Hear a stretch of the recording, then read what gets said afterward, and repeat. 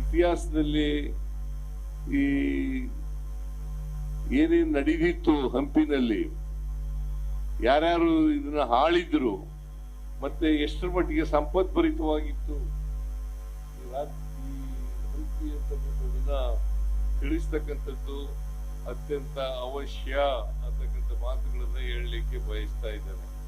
ಅದರಿಂದ ಈಗ ರಸ್ತೆಗಳನ್ನ ಅಭಿವೃದ್ಧಿ ಮಾಡ್ತಕ್ಕಂಥದ್ದು, ಸೇತುವೆಗಳನ್ನ ಕಟ್ತಕ್ಕಂಥದ್ದು, ಕಟ್ಟಡಗಳನ್ನ ಕಟ್ತಕ್ಕಂಥದ್ದು ಅಷ್ಟೇ ಅಭಿವೃದ್ಧಿ ಅಲ್ಲ.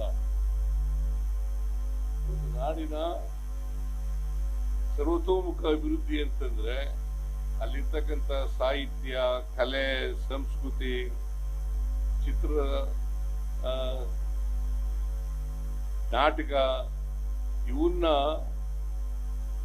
ಎಷ್ಟು ಮಟ್ಟಿಗೆ ಇತ್ತು ಅಂತಕ್ಕಂಥದನ್ನ ತೋರಿಸ್ತಕ್ಕಂಥ ಕೆಲಸವನ್ನ ಮಾಡ್ತಕ್ಕಂಥದ್ದು ಕೂಡ ನಾವು ಒಂದು ರಾಜ್ಯ ಅಥವಾ ಒಂದು ನಾಡು ಅಭಿವೃದ್ಧಿಯನ್ನ ಹೊಂದಿದೆ ಅಂತಕ್ಕಂಥ ಮಾತುಗಳನ್ನ ಈ ಸಂದರ್ಭದಲ್ಲಿ ತಿಳ್ಕೊಳ್ಳಲಿಕ್ಕೆ ಸಾಧ್ಯ ಆಗ್ತದೆ.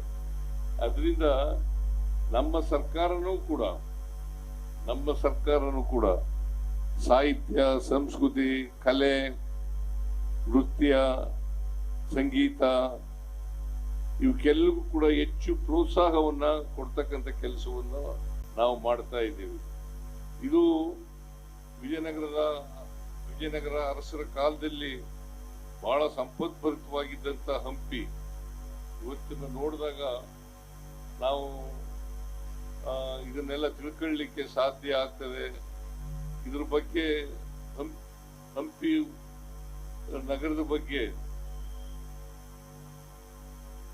ಬಹಳಷ್ಟು ಲೇಖನಗಳು ಬಂದಿದ್ದಾವೆ. ಆ ಲೇಖನಗಳೆಲ್ಲ ತಾವು ಓದಬೇಕು ಅಂತಕ್ಕಂಥ ಮಾತುಗಳನ್ನ ಈ ಸಂದರ್ಭದಲ್ಲಿ ಹೇಳಲಿಕ್ಕೆ ಬಯಸ್ತಾ ಇದ್ದೇನೆ.